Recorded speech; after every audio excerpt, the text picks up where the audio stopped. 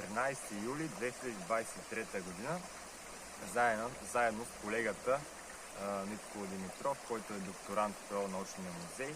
Проучваме река Боровщица над гара Дъбово. Всъщност реката се оказа, че няма добре изразена пастърова зона. В момента се намираме при Римския мост и тук има основно Мряна или Шанка. Маришка Мряна е тук вида. Извън пастъровата зона. Тук не е подходящо за целите на нашия проект за възстановяване на местната пастърва от вида само Македоникус.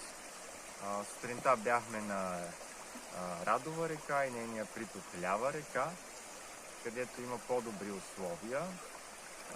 Също проверихме след това и река Боровщица над село Боровщица в по-високо планинската зона, където се оказа също, че реката е доста малка. Там нямаше никаква риба. Ценното на тези реки, на които бяхме днес, са популацията, най-вече от поточен рак.